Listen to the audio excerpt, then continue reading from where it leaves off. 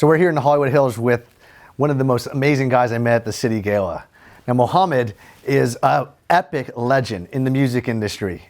And by total coincidence, Larry Benet, who many of you know from my channel, has introduced us, kind of like manifestation. Manifested it. I mean, the story was amazing. I mean, you could probably tell it even better than I can. Well, last night I was at the City Gala in the Valley.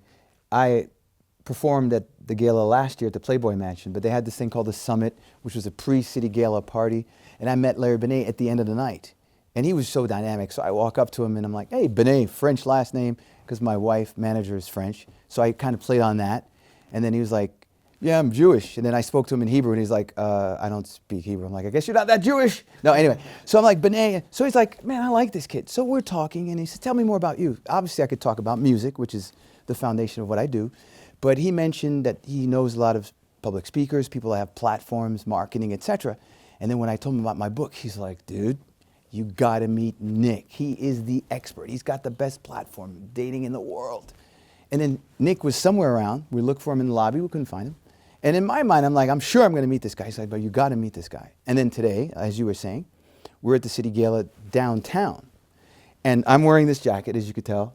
Not very flamboyant, not at all. I'm a shy guy. Anyway, so he's from far away. He walks up, Nick very cordially, and his energy is beautiful, as you can tell. He's like, excuse me, but I love your jacket. I'd like to meet you. My name is Nick. And I looked at you, and I'm like, are you the same Nick that Larry Benet was telling me about? And there you have it. That's my story, and I'm sticking to it. Yeah.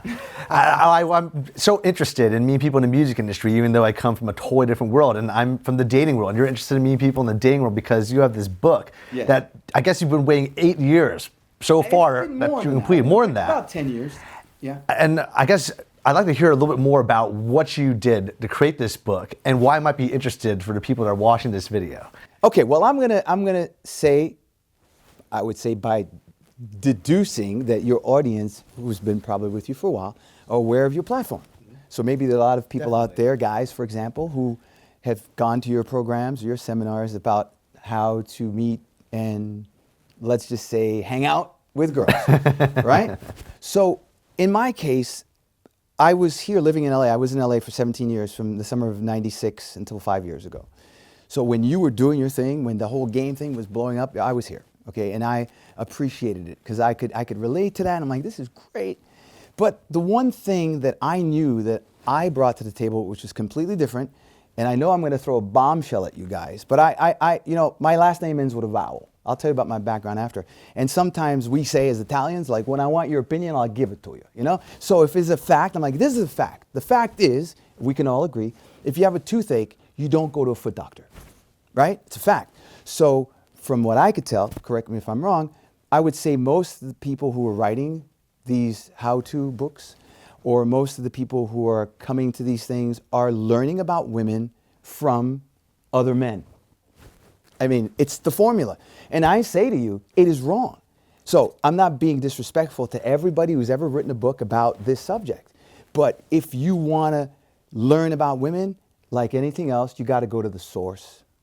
Because everything you want to know about women, you will learn from women. It's not like they're going to sit there and have a list and blurt it out to you. It takes patience, it takes a lot of things. But in my case, I didn't have a father figure. My father passed away when I was 6 years old. So I was raised by women. And everything I know and everything I've learned has been about women. And without getting too deep into my story, the first time I got laid, I think I was 13. I won't tell you how the experience went, but I went to my grandma. I was like, Grandma, I got laid, what's up? So I spoke to grandma about getting laid. I don't think most guys can say that's what they did when they first got laid. They probably went to a brother or their father. I know, definitely not to mom, I would assume, you know, but in my case, I had, who am I gonna go to? So my life has been surrounded by very strong women.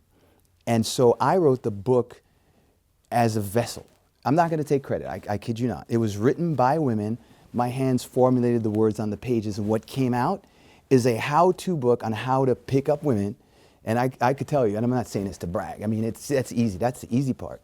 But the meat of it, the foundation of it, says, okay, now that you could do this, what else are you gonna do with this talent? What else are you gonna do with this thing? And I was like, wow, this is magic. And it became magical in my hands until it became a real thing. So when all this was happening with the dating industry, I said, you know what? It's not a good time for me to come out because I don't want to come against the grain and act like you guys suck. I'm like, I'll let the smoke settle, and when the time is right, it'll be right. And then there was a point I wanted to do it again, and then Steve Harvey put out his book. And his book is cool, but I didn't even read it. I'm like, it's Steve again, you know, doing his thing. It's cool.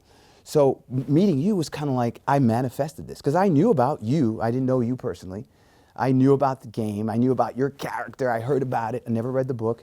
I was like, man, these guys, I give you credit. You created a platform, and we need that. There are guys out there that need it, and I'm not saying it wasn't useful at the time, but I believe that we're living in different times. You know, there's the internet now, and at the time, the internet wasn't as what it is today. So I think that my book is unique to the point where everybody watching this thing could learn a lot from it, because I learn a lot. Well, it's extremely unique because of your background. If you could go in a little bit about that. And also because your skill sets, from what I've heard from you going out to parties, is also truly amazing. Okay. Well, I'll start off by saying this. I have no boundaries, no musical boundaries. I'm not saying I have no filters, because I mean, sometimes there's some things I would want to say, but depending where you're at, you got to filter. But in terms of boundaries, what I mean by that is I think everybody looks for and needs a common denominator. Even with women. Like if you walk up to a girl out of the blue, and let's just say, for example, she's from Sacramento, right? That's where I was born. Oh, you see how that works? I just threw that out there, okay? Now, I met a guy, Eric, actually, at the summit, who I found out was from Sacramento. I talked to him for a few hours, and all of a sudden, I go like this to him. I go, oh, you're from Sacramento, right? I go, FM 102. And you're probably looking at me like, fuck yeah, FM 102. That's a radio station in Sacramento, apparently that you might have even grown up with. I did. Bam, you see what I'm saying? Yeah. So now, let's say we were complete strangers. I say that. He's kind of like, I just write into your life. And why is that important? It's music. Because when you connect music to a human being, it's done. Like, let's say you could find out what a girl's favorite song was before even talking to her, and you just happen to throw that into a conversation, she'll get wet on the spot. Sorry, guys, it's going to happen. I'm just saying, that's a fact, because it's a physical fact connected to your brain. Music does that. Because me, I have a song, The Letter by the Box Tops, that I would hear like at 7 o'clock in the morning without fail in New York when I was a kid going to school on WABC. And I hear, my baby, she wrote me a letter. And it's like on the chalkboard, because I knew that was like that song, man, I had to go to school. And I could hear that song 50 years later, and it's kind of like, oh, you see what I'm saying? You're pulling that string. So that common denominator I'm talking about, I walk around with it every day. Me personally, so here we go. I'm Dominican, Haitian, and Italian, born Jewish, with an Arabic first name and an Italian last name. I speak 5 languages and I understand 7. I'm a black Jew, a Jew named Mohammed, right?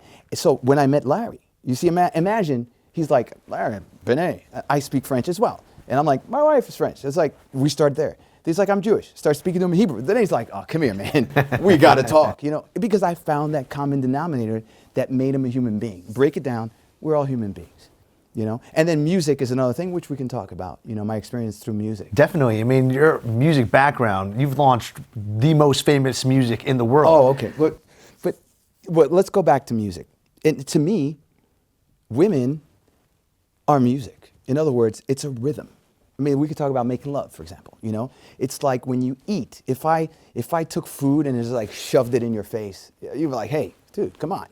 But if I present it the right way, if there's dessert, there's an entree, it's a rhythm, By the time you get to where you're going, it's like, dude, get in there, So for me, it's life is a rhythm, because you're not born flying, right?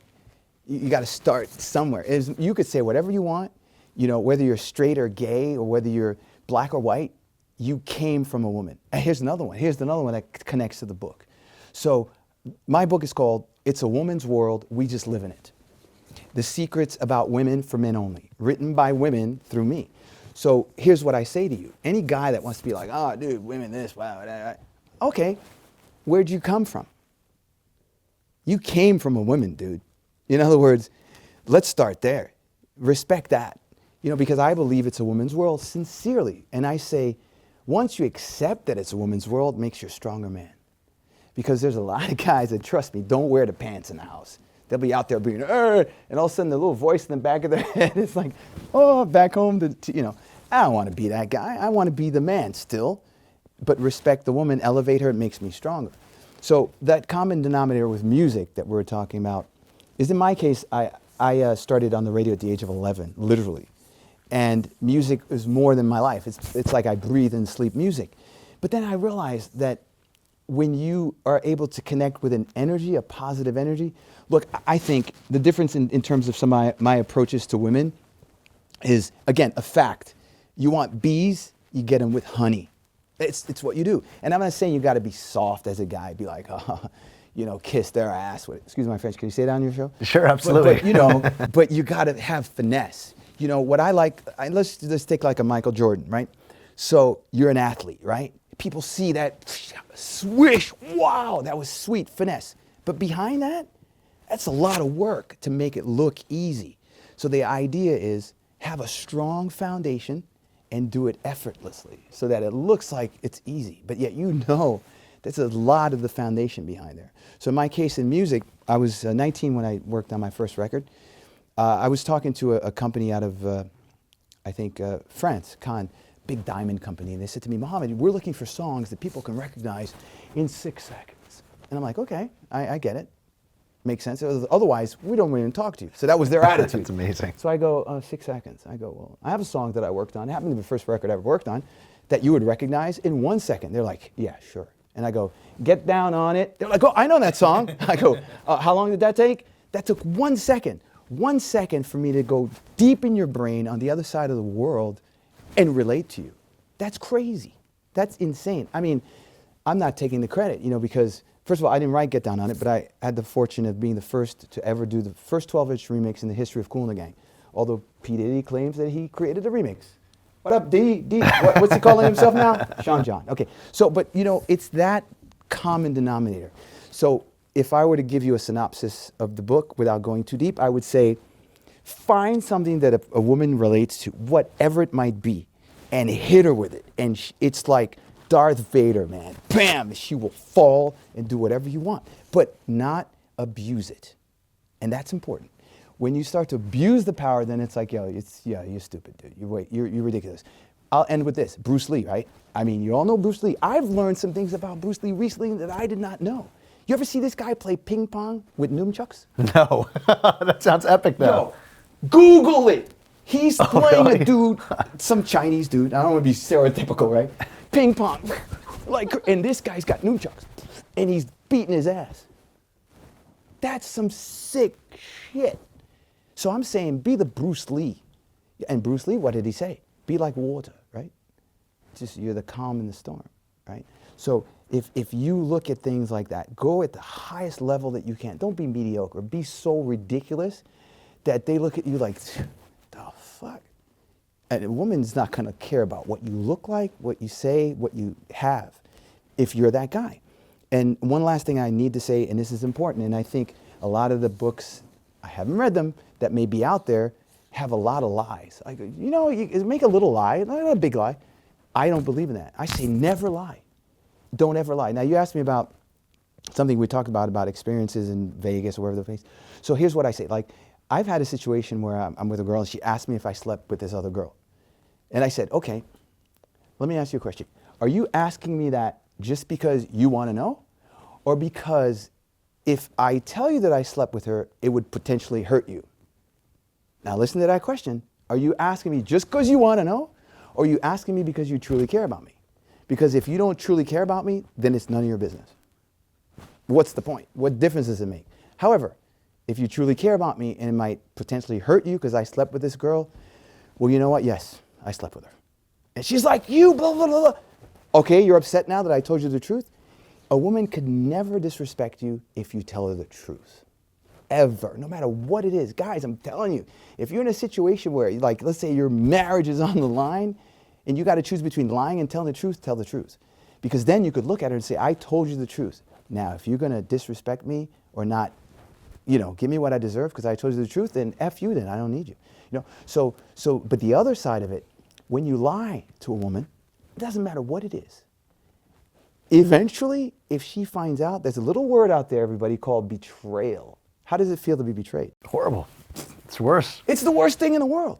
But here's what I say. I'm going to tell you the truth, even if it's not what you want to hear. And the problem is, men usually tell women what they want to hear in order to get them. And to me, that's the wrong path. It's completely the wrong path. I'm not saying it doesn't work. It works. I mean, come on, yeah, it works. But it works to a certain point. And so again, when these bombs start to drop on you, when you got to tell the truth, what I say is this, and again, the truth is this. When you tell the truth, you don't have to have a memory at all. Because if you remember the truth, it's the same thing you say all the time. When you lie, you got to remember the lie. What did I tell that person? And then you have to, then it's crazy. Well, the radical honesty that you're talking about, what's really attractive to a lot of the people that are kind of vibing with the videos, is that a lot of what you're talking about in terms of skill sets that relate to girls have been working in your life in business and pretty much every aspect of your life. You're telling me stories about how you're even going face to face with police officers. And telling the truth. You know? But it's amazing what you've been able to pull. I love how so many of the things that you're talking about, the core values of that radical honesty, the connections, the social proof that you develop with girls and the connections and the loyalty are all the values that we kind of build within the brotherhood of our community and our followers. And it's so cool to see somebody that naturally kind of portrays this without having to study it from kind of like our network within the game, within the underground. You just, I can learn. Stuff that works. I'm sure there's many things I can learn from you guys, because that's another key. Always be willing to learn. Yeah, definitely. Now, I'd love to hear some more stories from you, because you're just like the most epic guy in terms of story. Well, what I was about to tell you was my relationship with Vegas. I was there for quite some time. I managed gamblers, and I was in the private jet business, so all the hosts knew who I was, but nobody really knew what I did. And I would say to you that some of the guys up above, let's say in the law enforcement community, are probably looking at, who is this guy? Because I was always surrounded by women. I mean, lots and lots of women. And on many occasions, based on the Jewish faith, I was talking earlier about 18 being L'chaim in the denomination of life, and we would tithe in 18s. So I had opportunities to come into clubs with whomever I wanted. And I decided many times, to walk into any of these clubs, Tao or whatever, with women each holding each other's hands, with me up front holding their hands. Literally a line of 18 women. I'm talking 18 like, bomb, beautiful women. And I would just walk into the club with 18 women. And imagine you're in line, or you're anybody, you're looking at like, who is this dude? You know, I remember one time I was driving a Hyundai, a 4-door Hyundai. Like, we're talking a little, I pulled up to the Rio. I got a 7-star player's card. I don't know if you know what that is. Definitely know what it is. I'm a diamond. He's a diamond, and he's a multimillionaire. Well, 7 stars pretty much means like I could do whatever I want. It's the bomb. And I've never gambled in my life. How do I get it? That's another thing. That's the secret we'll talk about. So I pull up in a Hyundai. I'm talking like beat down, probably like dirty and dented up. I rolled up to the Rio. And by the way, a lot of my players would stay at the Palazzo. A lot of people don't even know it exists inside the Rio, not the Venetian's Palazzo. You're talking about the one that is on the other side of the villas. It's the nicest by villa in Vegas. The theater. That was my hood. Anyway, so I was going to go to the Palazzo, but I came up to the front, rolled up in my Hyundai, and 4 bomb, gorgeous women got out. And I remember the look on the valet's face. He was like, he looked at me. He'd seen me before. He was like, dude, they're definitely not with you because of your money, right? But you got to remember, most guys are like, yeah, you got to roll up. We got to have the nice car. You got to have the bling. I'm like, if you're going to be with me, if you're going to hang with me, you can't be embarrassed to be with me no matter what I'm driving. Because that same night, I was in my private jet. But yet, you know what I mean? If you can't be with me now, I don't want you to be with me. If you're going to be a gold digger, by the way, I have a whole section in my book about gold diggers and how to use them to your advantage. Oh, I mean, I could go on and on. So again, it's honesty. It's reality. I'd like to end on this note. Not that I want to end the interview, unless, of course, you have other questions for me. So I got married. I was that guy that said, I never would get married. But you know why I got married? Because I said to my wife, one of the things that anybody that knows me, any woman that's ever been with me knows this, I love bunda. You know what that is? Once you know, you can't unknow. Bunda is a word that means the same thing in Brazilian, Portuguese, and in Creole, which is spoken in Haiti, Guadeloupe, New Orleans, right? Bunda means booty. Right? And I own bunda, got bunda. Everything to do with bunda, you type in bunda, it comes back to me. Bunda, it's a beautiful word. I love booty. I just love it.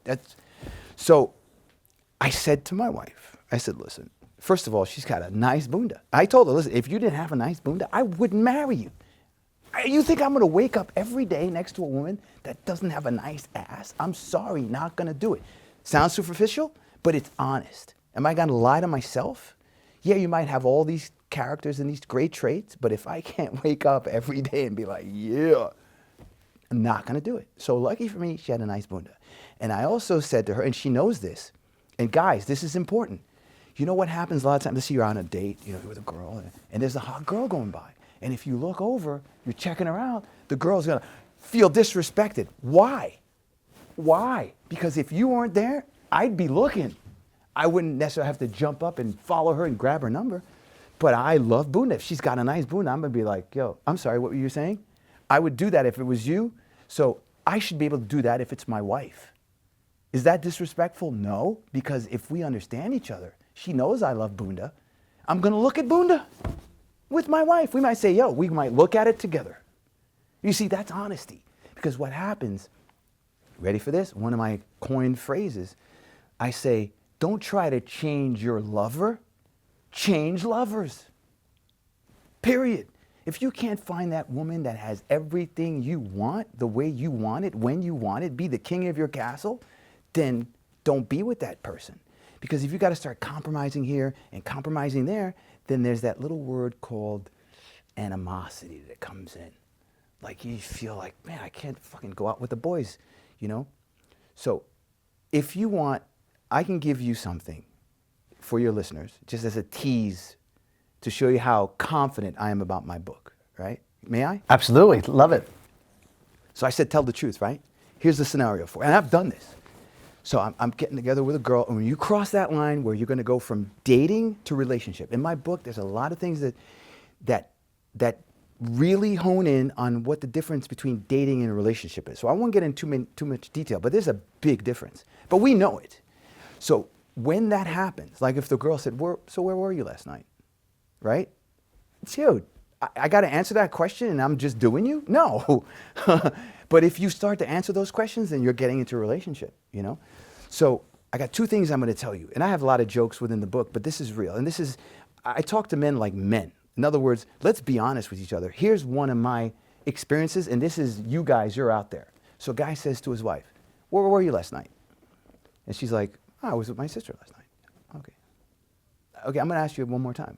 Where were you last night? She goes, honey, I told you I was with my sister last night. He goes, listen, where the fuck were you last night? Honey, I was with my sister last night. What's wrong with you? He goes, let me tell you something. I was fucking your sister last night. So where the fuck were you? You get it, guys? That's who we are. In other words, I could be doing this, but you can't. What is that about? I mean, I know a guy who everything that moved, he was married, he would do everything that moved every night. And his wife cheated on him one time, he divorced her and took everything. I mean, that's who we are, guys. I'm not saying we're all like that, but is that right? No. So I say, here's how it works. So when you're about to cross into a relationship with any woman, I'm going to talk about this girlfriend, fiance, marriage. I'll say, okay, you want to do this? All right. I told you, I love bunda, okay? So I'm going to look at bunda anytime I want, wherever we are. I'm not going to be disrespectful because that's what I like. Okay, great. Anything else? And she'll say to me, well, you know what? I like to go out with the girls once a week on a Tuesday. Okay, done. Anything else? I say, okay, honey, I got to be honest with you. And this is crazy, right? I say, I like to sleep with Puerto Rican midgets. She's like, what? I go, yeah, I got this thing, once a year. I go to Thailand and I have a weekend with Puerto Rican midgets. And she's like, honey. It's like, okay. Anything else? And she's like, okay, whatever it is. Now we agree, right? That's called an agreement. Now here's what happens. 6 months later, one of her girlfriends, because girlfriends will always try to screw us up, right? Or a boyfriend, whatever, guy. Hey, I saw your husband in Thailand with a Puerto Rican midget, right? And she'll say, mind your fucking business. But what do you mean? She's like, you need to shut the fuck up. It's not your business. Done. You feel me? I feel you. But here's the other scenario. Imagine I didn't tell her that I like, and I would go out and do it, hide behind her back. She finds that out. What's the word we talk about? Betrayal. So now it goes from, I could have told her the truth, to like 5 years later, she finds out I'm doing Puerto Rican midgets. It's done. Once you lose trust, it's over. And that's some of the stuff I talk about in my book. So, I mean, I'm giving you extreme stuff, but it's real, man. It's like when I want your opinion, I'll give it to you. Think about it. You know, sometimes I ask guys, I go, what would be your ideal woman? Oh, I know. Some of my friends will say, I like girls that do girls. So I could be married to a woman that does other girls, for example. That could be our relationship. That could be our agreement, right? And I could also say, look, I want to do threesomes with you. You're my wife, but I will never have a threesome when you're not around. So I'll never like do some, because that's what we agree to. But the minute you break that trust, it's done. And your wife will go she will go with whatever you agree to, or the girlfriend, whoever. Once you sign that agreement, you know, you're good. And third parties could never affect it. Now, I'm not saying you can make that real quickly in a nightclub when you meet a girl, but believe it or not, you know, there's certain things that can happen between two human beings, that's between two human beings. Yeah. Anyway, I feel like you're my therapist. Dude, this has been awesome. Thanks so much for coming down, bro. My pleasure. Cheers. Cheers.